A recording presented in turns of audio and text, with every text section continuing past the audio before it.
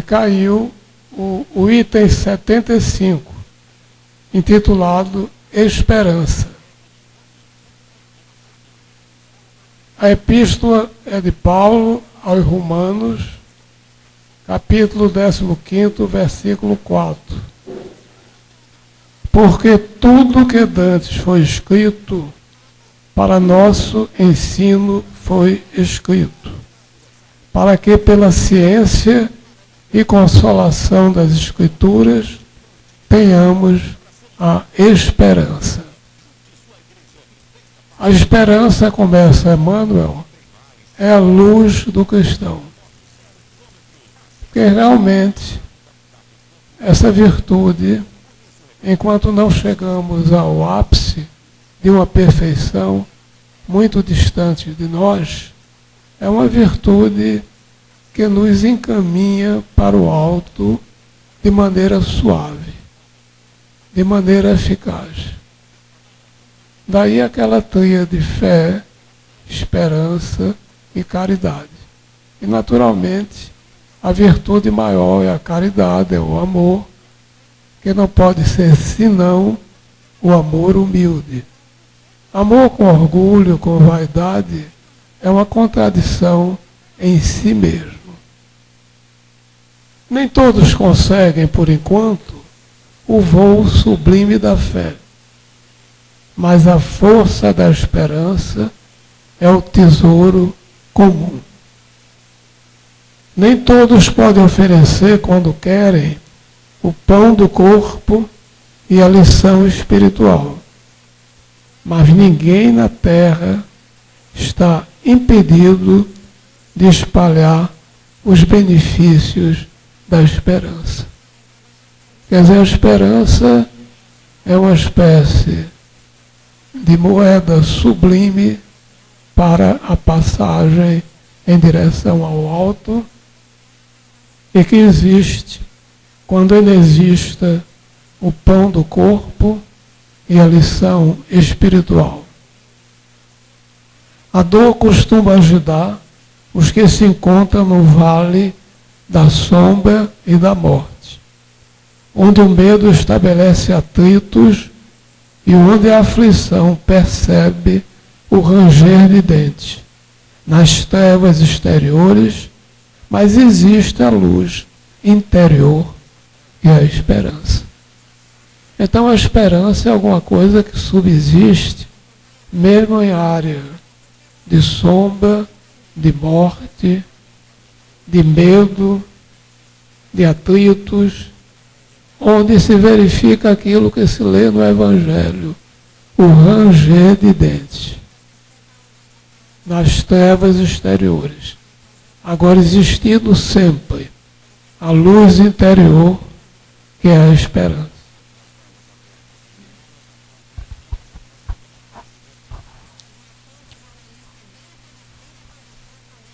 A negação humana declara falências, lava atentados de impossibilidade, traça inextricáveis labirintos. No entanto, a esperança vem de cima, à maneira do sol, que ilumina do alto e alimenta as sementeiras novas, desperta propósitos diferentes, cria modificações redentoras e descerra visões mais altas. Quer dizer, a esperança é uma dádiva divina como o sol. O sol é luz material. A esperança é luz espiritual. A noite espera o dia, a flor o fruto, o verme o porvir. O próprio verme, o próprio vegetal, o próprio animal, tudo isso é criação divina e tudo isso passível de uma evolução para o humano e depois para o angélico. Os anjos não são criação à parte do Pai Celestial. O Pai não tem seres privilegiados, não privilegia nenhum ser. O mineral vai ser vegetal, vai ser hominal e vai ser angélico. Todos evoluem para o alto, atraídos pela luz divina da esperança, a luz divina do Pai Celestial. O homem, ainda mesmo que se mergulhe na descrença ou na dúvida, na lágrima ou na dilaceração, será socorrido por Deus com a indicação do futuro. É muito interessante o que a gente lê na literatura espírita via André Luiz, que mesmo nas zonas infernais, zonas de trevas, mesmo nessas zonas, o amor divino está através de casas avançadas de socorro, situadas em pleno domínio das trevas. Então ninguém é desamparado pelo Pai, em nenhuma circunstância, não há condenação eterna de ninguém, todos têm direito à esperança e à salvação. Jesus, na condição de mestre divino, sabe que os aprendizes nem sempre poderão acertar inteiramente, que os erros são próprios da escola evolutiva e por isso mesmo a esperança é um dos cânticos sublimes do seu Evangelho de amor. Imensas têm sido até hoje as nossas quedas, mas a confiança do Cristo é sempre maior. Não nos percamos em lamentações. Todo momento é instante de ouvir aquele que pronunciou o vinde a mim. E o texto evangélico é mais ou menos esse. Vinde a mim, todos vós, que estáis sobrecarregados, e eu vos aliviarei. Nosso Senhor Jesus Cristo não quer saber se a pessoa é virtuosa ou não. Quer saber se há sofrimento. Ele mesmo ensinou que não veio para os santos, mas para os pecadores. Imensas têm sido até hoje as nossas quedas. Levantemo-nos e prossigamos, convictos de que o Senhor nos ofereceu a luz da esperança, a fim de acendermos em nós mesmos a luz da santificação espiritual. Quer dizer, nós todos chamamos e somos chamados a uma santificação espiritual. Não quer dizer que nos tornemos santos da noite para o dia. Os trabalhadores dos centros espíritas, quer se trate de encarnados ou desencarnados, e é a lição clara de André Luiz, não são de maneira nenhuma santos. Não há santos diretamente ligados aos centros espíritas.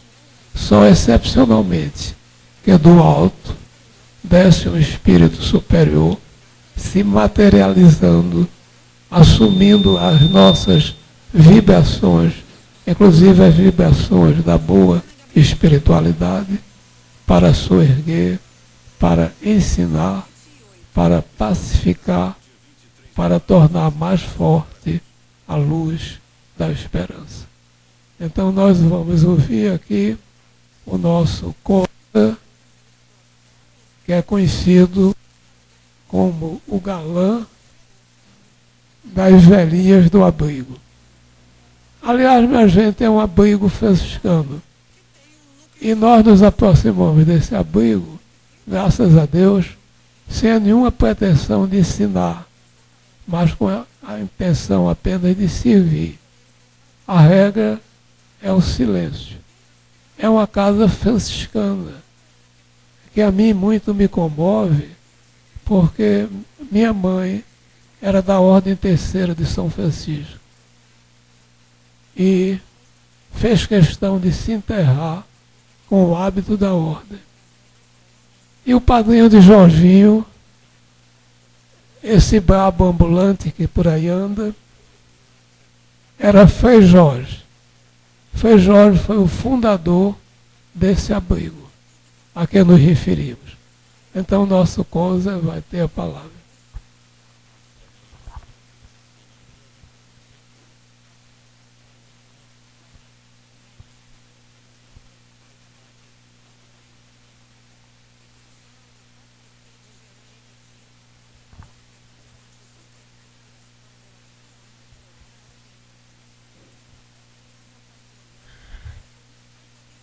Divino Mestre Jesus, Maria de Nazaré, espiritualidade da casa, queremos agradecer toda essa luz, toda essa paciência que vocês derramam sobre nós,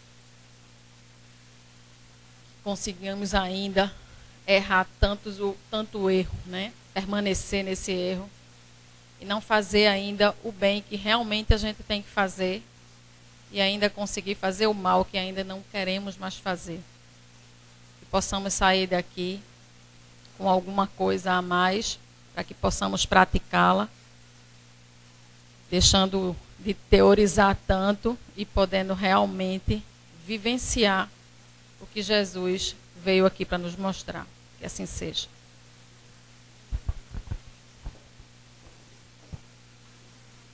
Boa noite. Seu Cacau, obrigado pela homenagem, né? O galã do asilo, né? Hoje a gente vai falar, né? Nós vamos as companhias espirituais, né? Aí tá a pergunta, né? Se nós as escolhemos. Então vamos iniciar pelo Livro dos Espíritos, né? Que realmente é onde tem a grande maioria das nossas respostas. E daí começar a debater em cima disso. Tá aí a pergunta 459, né? Influem os espíritos em nossos pensamentos e atos muito mais do que imaginais. Influi a tal ponto de que, de ordinário, são eles que vos dirigem. Né?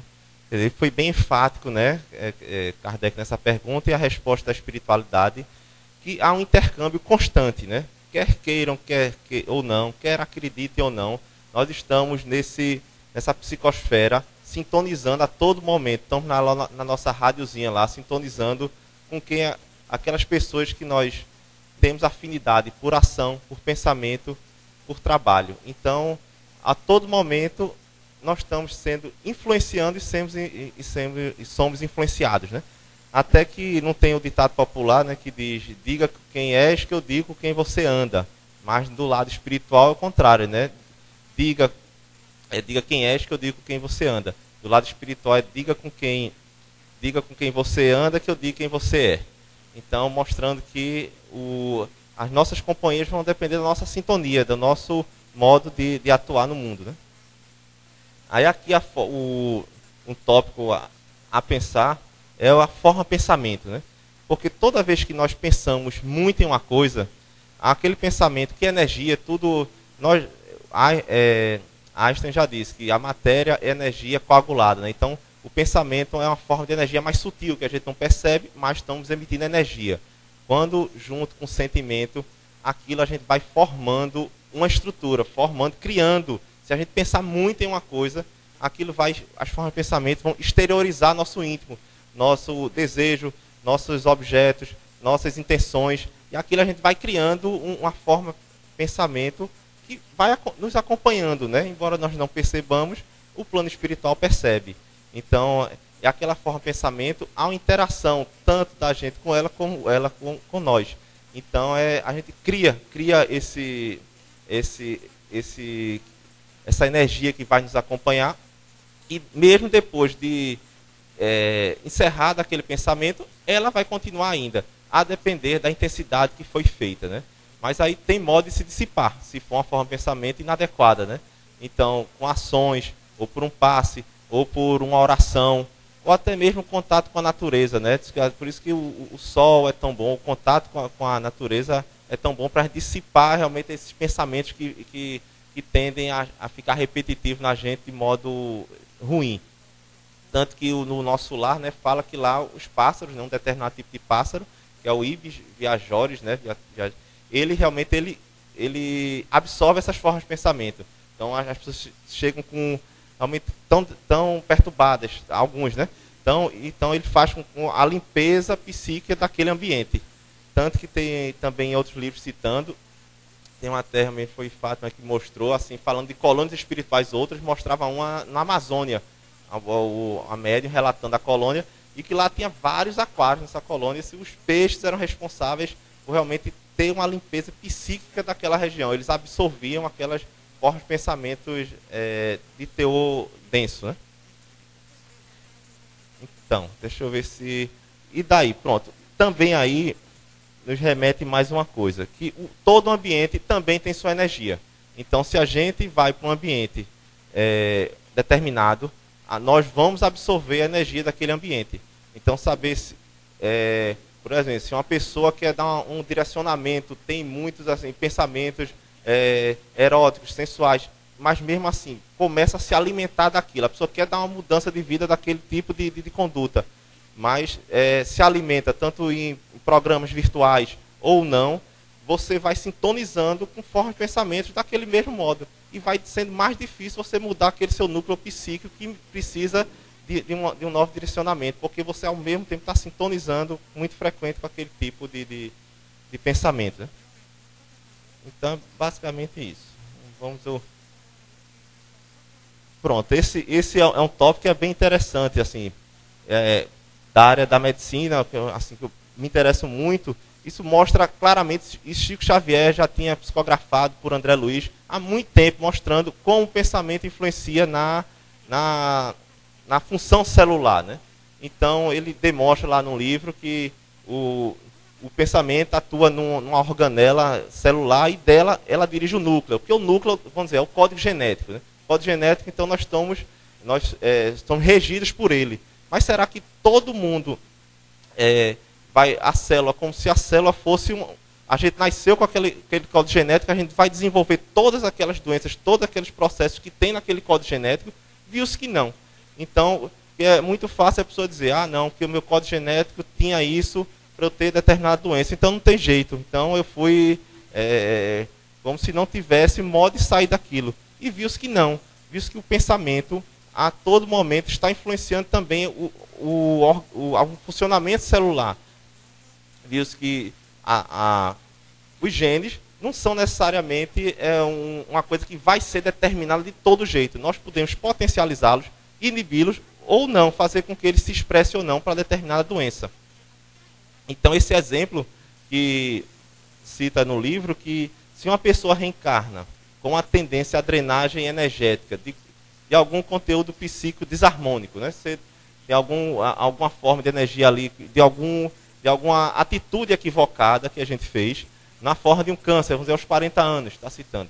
Aí conclama a pessoa o reequilíbrio perante a vida e a sua consciência. Ele terá a oportunidade, durante todo esse período, trabalhar na sua intimidade as circunstâncias que levaram a esse desequilíbrio. Então, ao chegar a esse momento, mais ou menos determinado, essa energia pode ser drenada na forma da doença, ou não, dependendo do seu modo de agir durante as situações da vida. Então, não necessariamente que todo mundo que teve uma doença não, é porque tinha que passar por ela. Às vezes é aliviado ou não, dependendo do seu modo de agir.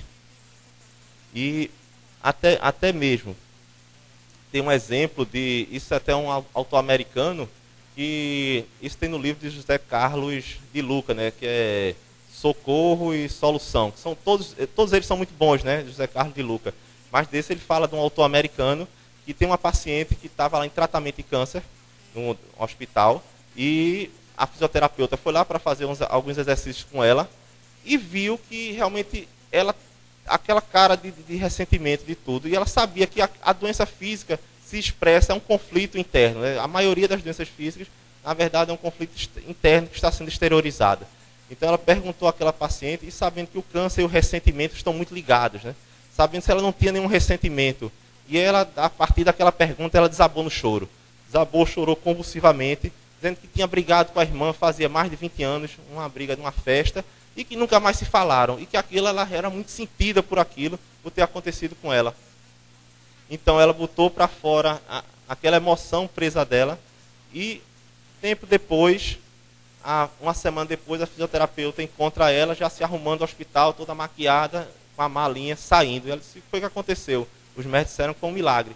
E realmente meu câncer evoluiu e que eu fiquei boa. Então, mostrando que o ressentimento, a falta de perdão, está em muitas causas da exteriorização de doenças, né?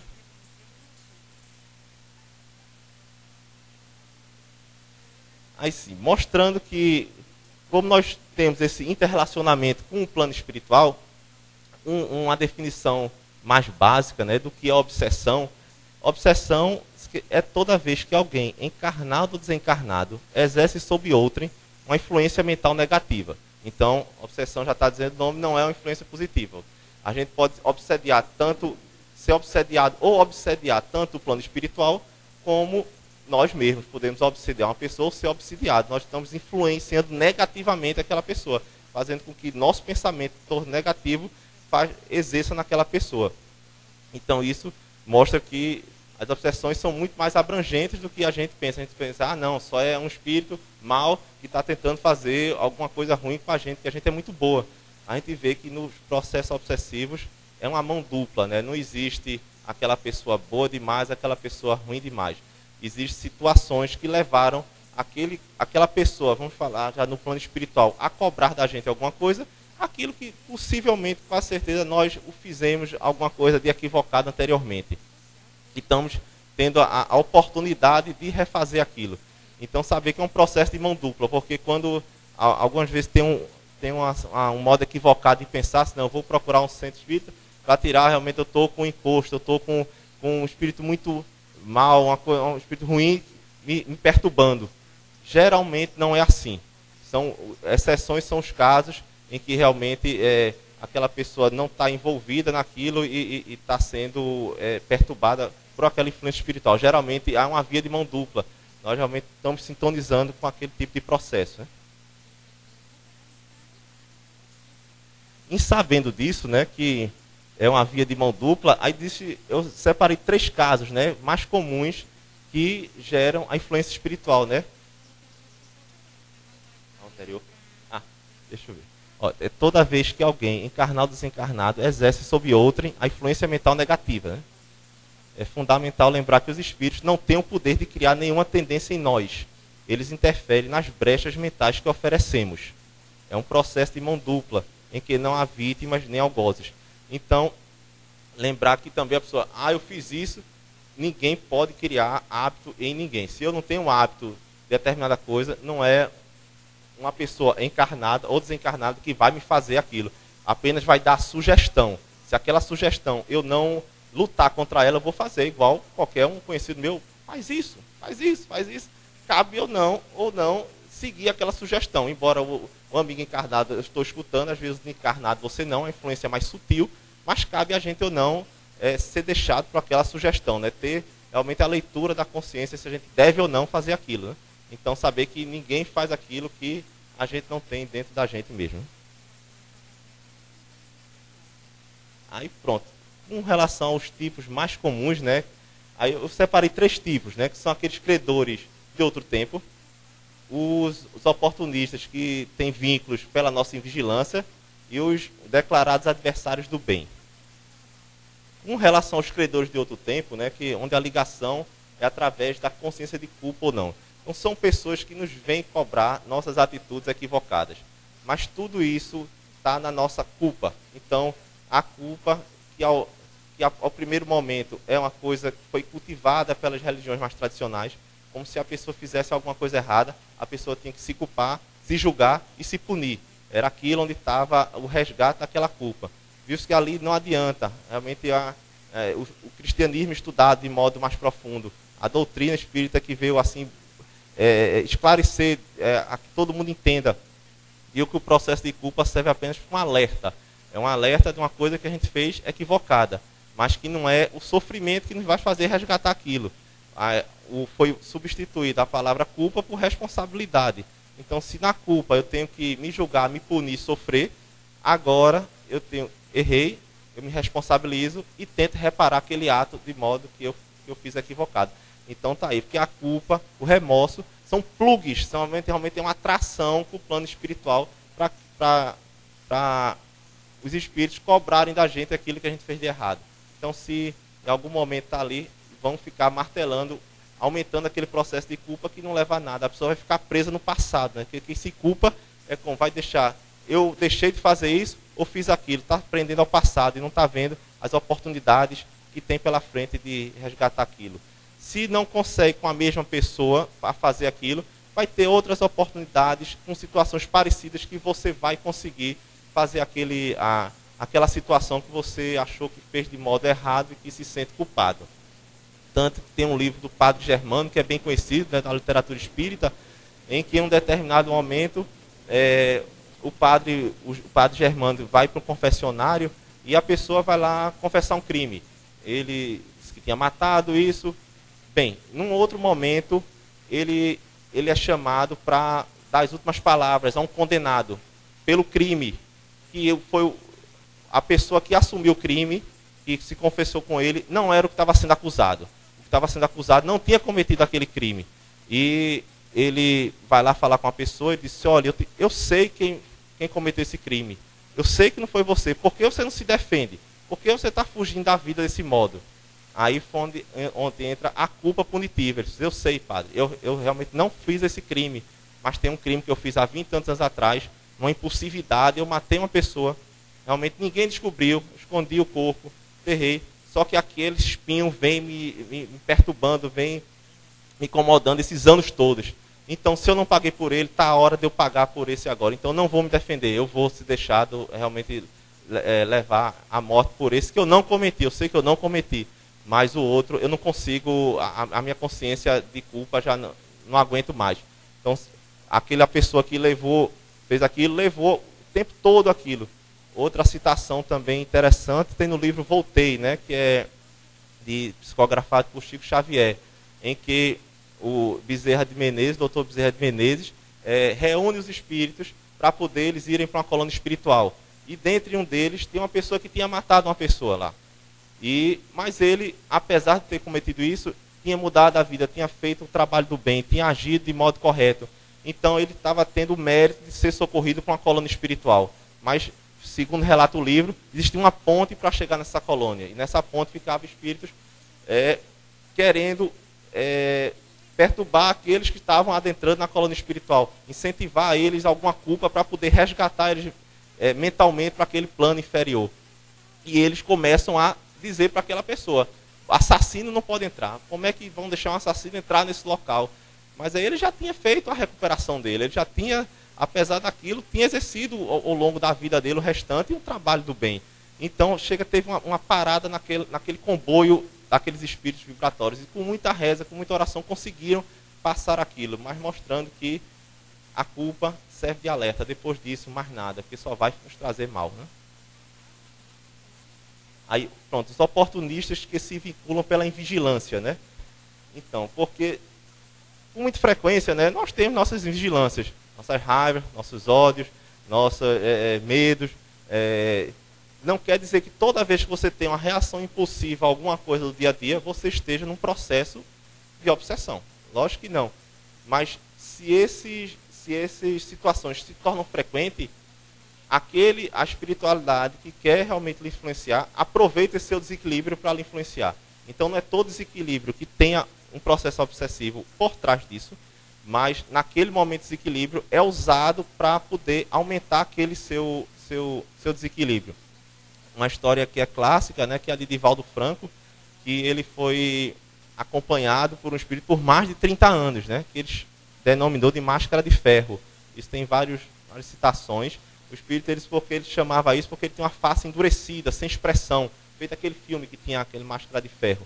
Então, em determinado momento, Divaldo, ainda jovem, vinha caminhando pela rua e de repente leva um murro e cai por cima de uma vidraçaria, de uma joalharia, quebra tudo, se corta e de repente quando virou-se, aí o rapaz que esbofeteou ele disse, me desculpe, eu pensei que era outra pessoa que estava importunando a minha esposa, né? Então achou que era essa relação conflituosa, achou que era um outro, confundiu Divaldo e deu nele.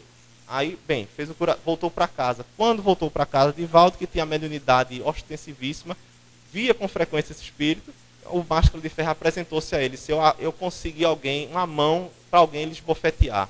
E da próxima vez não vai ser a mão, não. Eu vou conseguir uma arma para isso.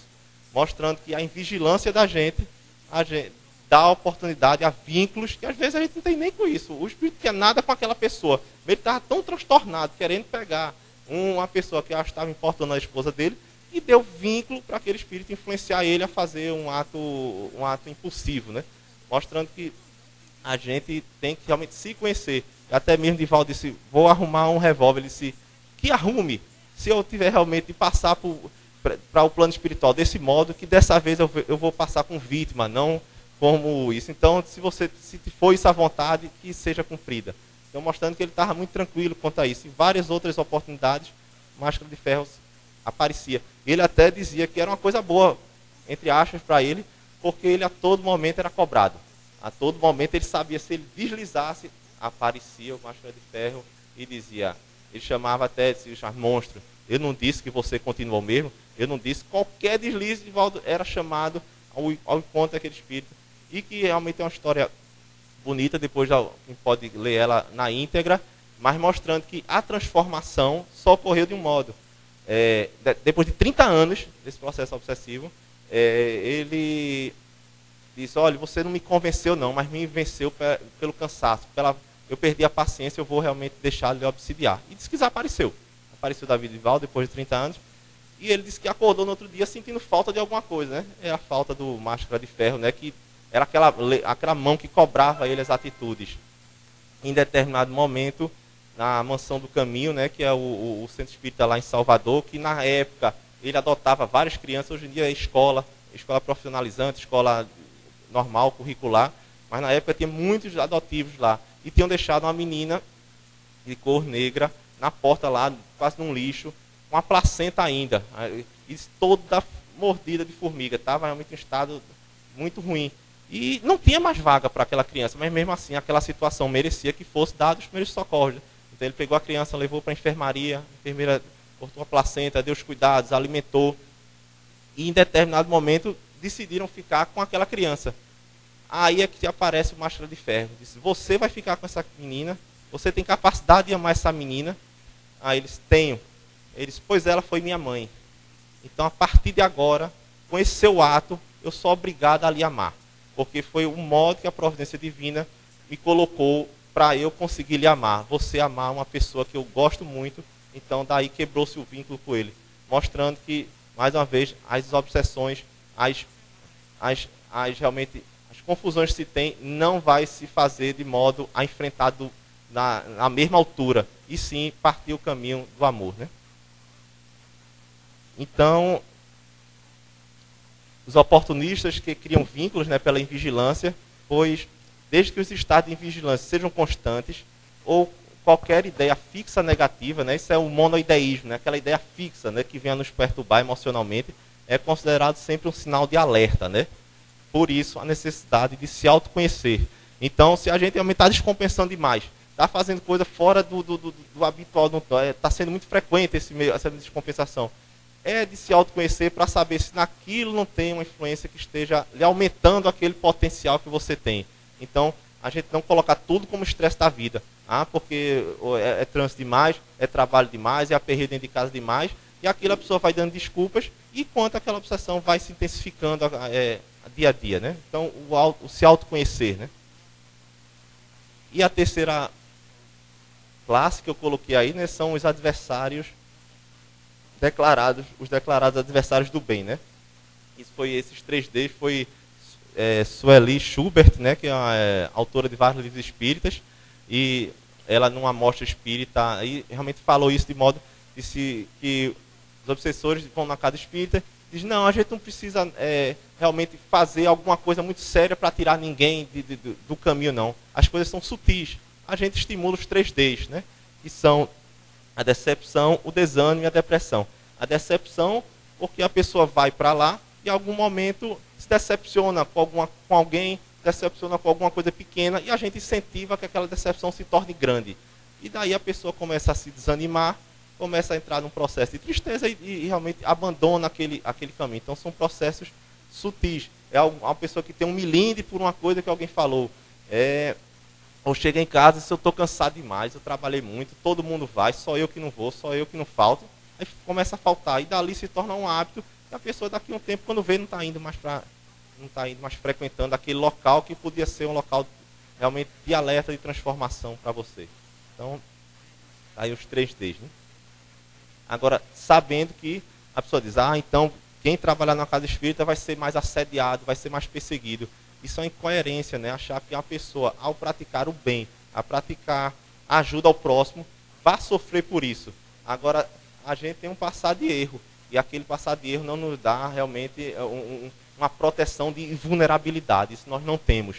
Então, mesmo atuando para o bem, em algum momento a gente vai passar por alguma influência, vai passar por isso. Não porque estamos fazendo bem, não é esse pensamento. A pessoa já, eu vou deixar de ir para a casa espírita porque ali eu vou ser, já que eu estou ajudando outras pessoas, eu vou ser perseguido. Isso é uma coisa assim ilógica, né? Você partir para se ajudar e ajudar e ser punido por isso, né?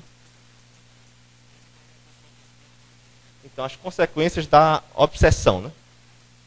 Saber que todo conflito que a gente tem é um convite ao crescimento, né? Então, na obsessão de primeiro caso, a pessoa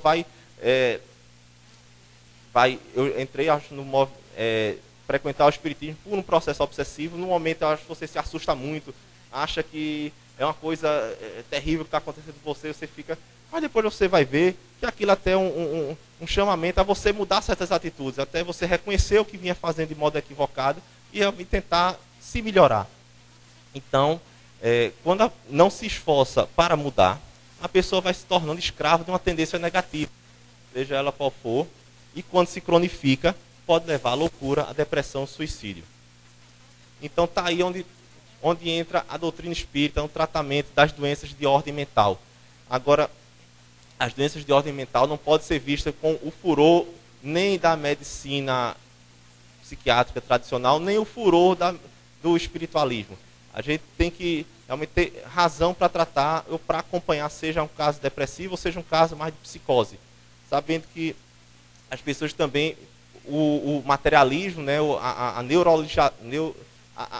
realmente a materialização do cérebro, achando que todo problema está na função cerebral, todo pensamento vem do cérebro, então você, passando uma medicação para o cérebro, você estaria corrigindo todos aqueles distúrbios daquela pessoa.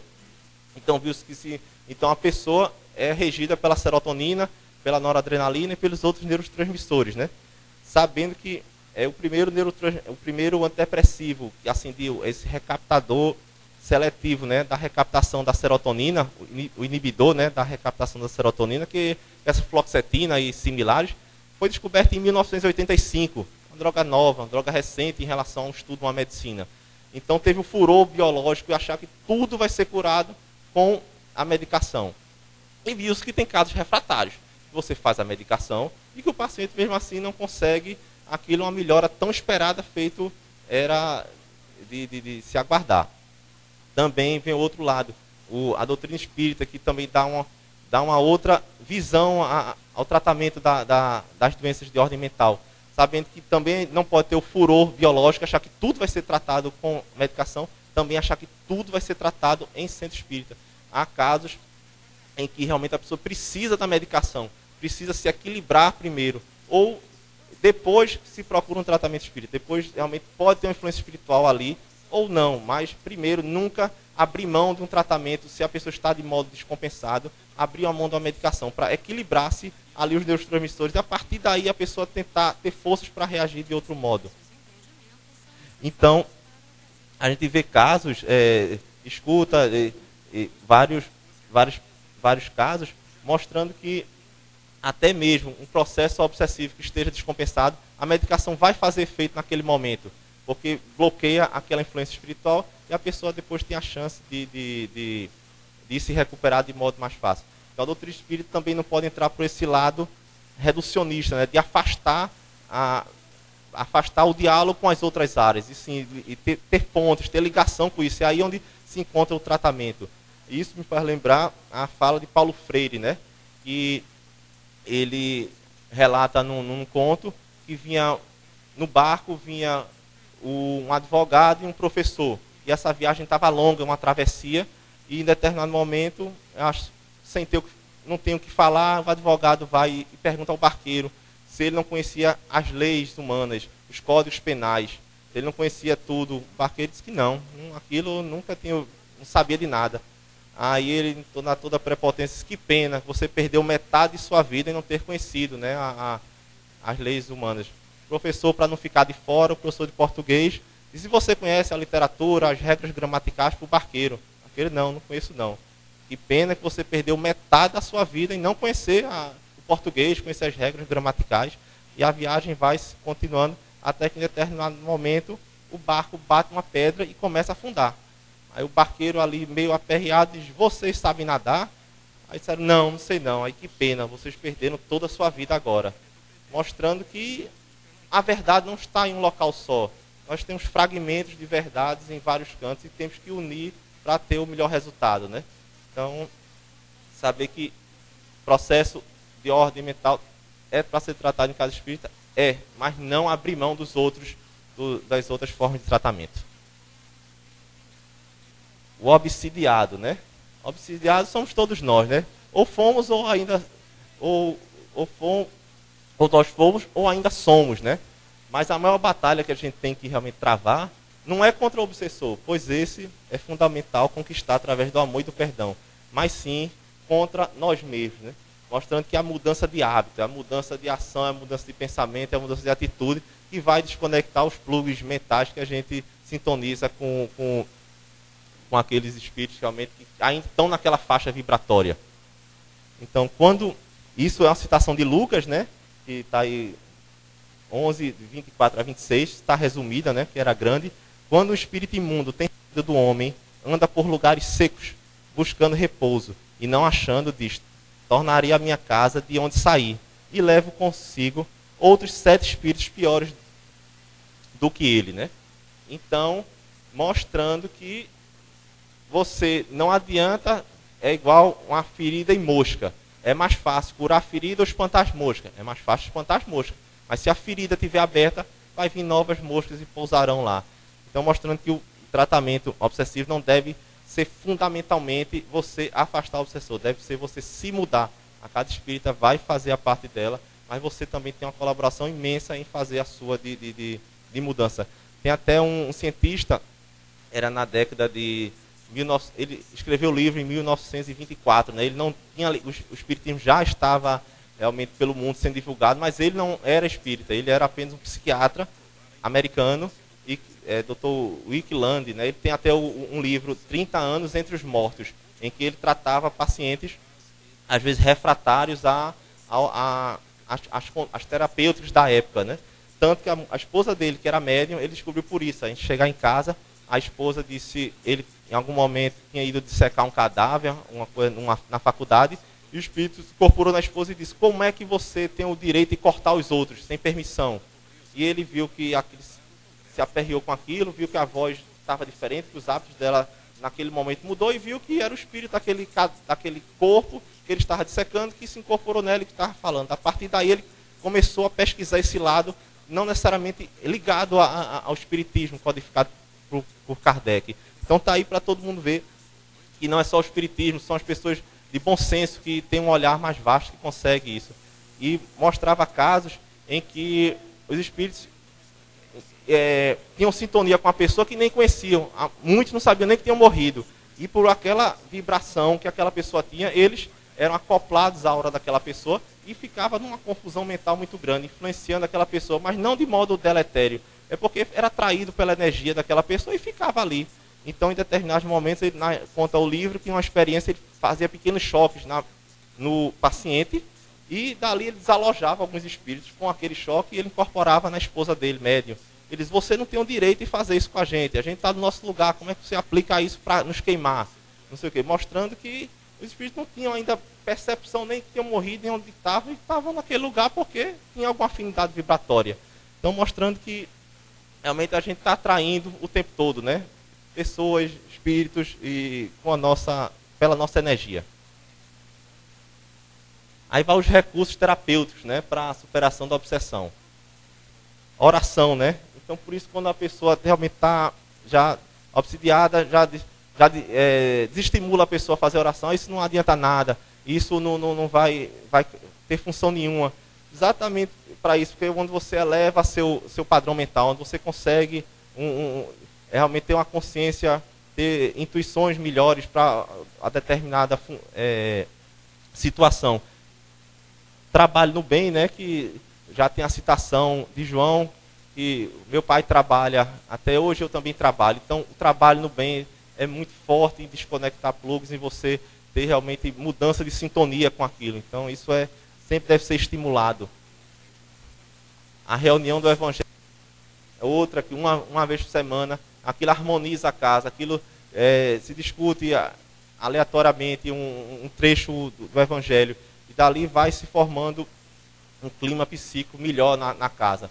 Determinada pessoa uma vez foi falar a Chico Xavier que no dia do Evangelho do Lar, tudo acontecia. O telefone tocava demais, as crianças brigavam, era aparelho elétrico dando problema. Ele queria saber, perguntou a ele se mudava o dia, né? Porque aquele dia estava, parece, atraindo tudo de negativo.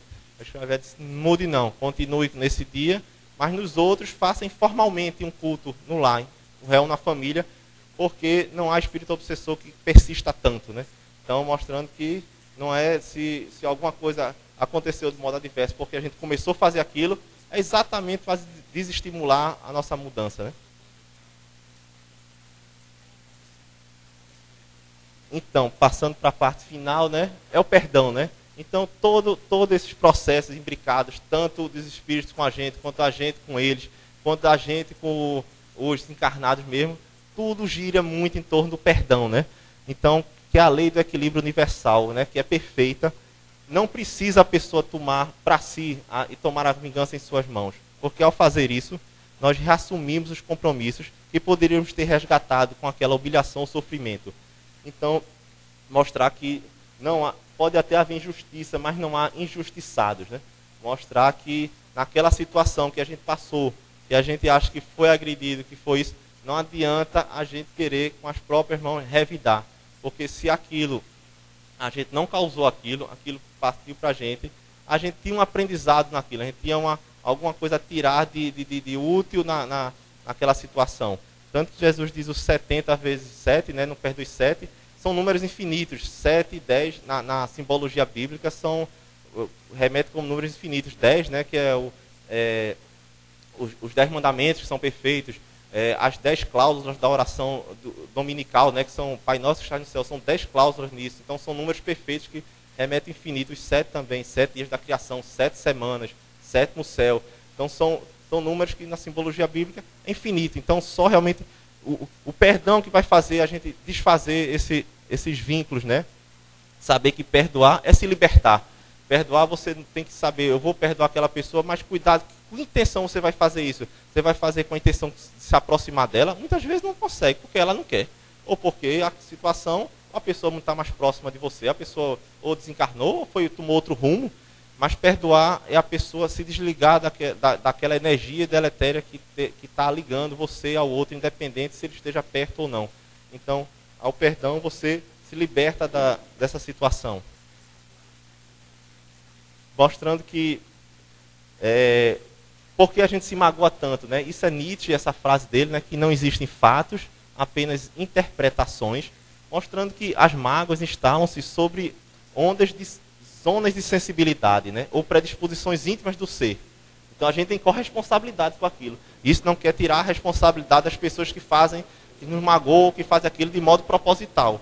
Mas por que nós deixamos aquela pessoa influenciar tanto uma reação pelo que ela diz? Será que ela falou uma coisa que merecia ser levado tanto em conta aquilo? Então a gente tem que pensar que predisposição eu tive para deixar me abater tanto pelo comentário daquela pessoa, né?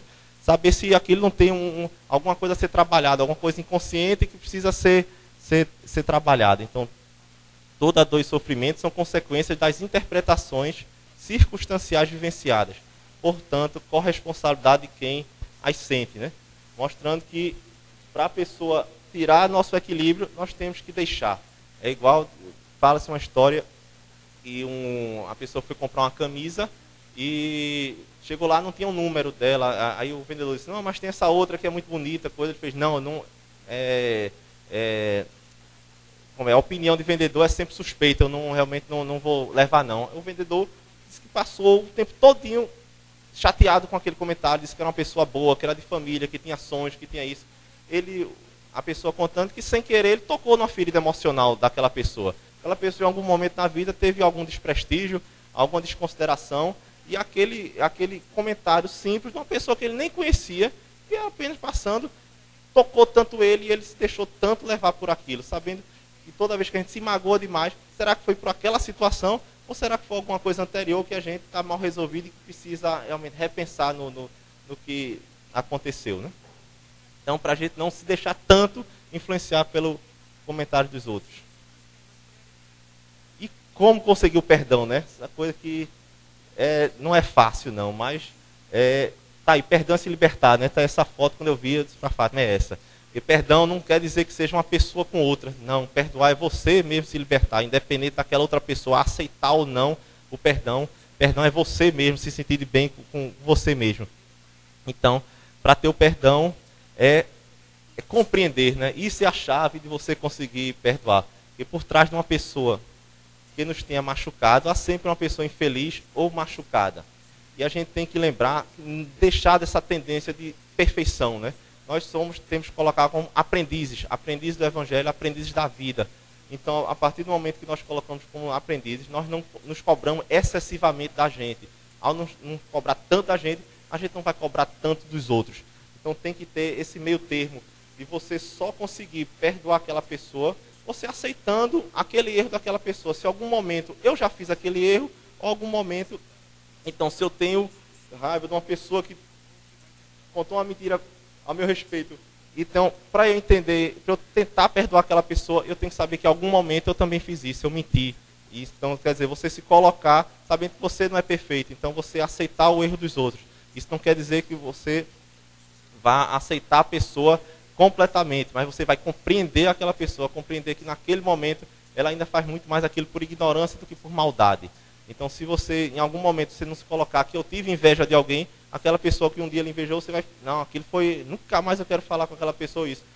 Não quer dizer que você vai abrir a sua casa para todo tipo de pessoa. Se não for uma pessoa que era um convívio de trabalho, um convívio realmente muito distante, você se desvincula, você perdoa, mas não necessariamente você vai abrir de novo sua casa. Agora, uma pessoa mais próxima tem que ter esse esforço. É um pai, é uma mãe, é um irmão, é um filho. Então, tem que ter esse a mais para você poder compreender que naquela situação aquela pessoa só tinha aquilo para dar, mas que aquilo não faz com que seja completamente excluído, né, de nossa convivência.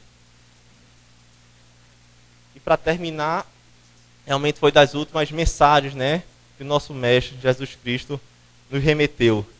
Por isso que acho que ele deixou para as últimas, Pai, perdoa porque ele não sabe o que faz, né, mostrando exatamente a grandeza espiritual de Jesus, a grandeza realmente do Mestre, que nós temos que segui-los como aprendizes. Isso é bem claro frisar, porque temos dois problemas. Um é a gente não querer fazer nada, outro querer a perfeição de uma hora para outra. Nós não vamos conseguir.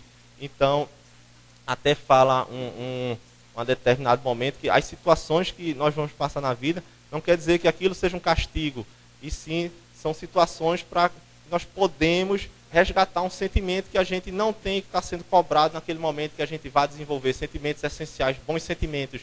Igual fala uma história de Frei Francisco de Assis e o Frei Leão, que acompanhava ele a todo tempo. Então, o Francisco de Assis perguntou ao Frei Leão o que era a felicidade perfeita, né? O que era aquilo. Aí o Frei Leão disse, então, é poder espalhar o evangelho por todos os cantos do mundo, é poder converter um maior número de pessoas. E Francisco de Assis ainda disse, não é isso ainda, a felicidade perfeita. Então, temos o dom de falar em línguas, né, que é a mediunidade, como se dizia antigamente, o dom de falar em línguas, o dom de curar leprosos, o dom de levantar os caídos. Ele disse, não, ainda não é a felicidade perfeita isso, Frei. Aí ele disse, então é convencer os ricos a doarem todo o seu dinheiro para os pobres e sermos todos irmãos. Ele fez, ainda não é isso. E em determinado momento da reflexão, ele disse, eles vinham caminhando pela Úmbria, né, na região ali que é no centro da Itália, na época de inverno, estava muito frio, e ele viu uma casa fechada, e ele disse, felicidade perfeita, a gente bater naquela casa, estava falando que não tinham ido lá não, a gente pediu o resto de sopa daquela família para nos alimentar e alguma coisa para aliviar nosso frio, e abriu o dono daquela casa, e vi com um bastão, empurrar a gente, jogar neve no rosto da gente, e a gente cair. Ao cair, a gente agradecer ao Pai tudo que tem, tudo que nos foi dado e tudo que não é cobrado dentro das lições adversas. Essa é a felicidade perfeita, é a felicidade de nunca, sempre saber que nós estamos acompanhados, nunca estamos sós, sempre estamos com Deus, com Jesus Cristo, sempre estamos realmente junto deles e apesar das dificuldades que estamos passando, sempre há forças para uma oração, uma conexão, nós darmos força para sair dessa situação. Obrigado por tudo, vocês aí.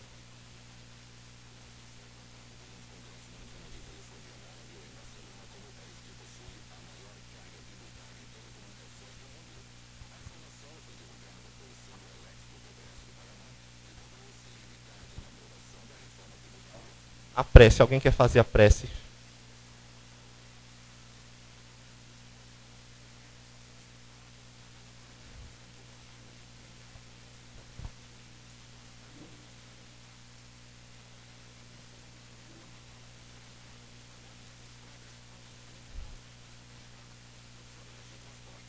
Mestre Jesus, espiritualidade amiga, agradecemos a oportunidade de estarmos aqui, ouvindo os ensinamentos que o Cristo nos deixou, que possamos retornar aos nossos lares tranquilos, com paz, e que no restante da semana possamos refletir acerca de nossas atitudes, para que a cada dia mais possamos avançar um pouquinho em nossa escala evolutiva. Que assim seja.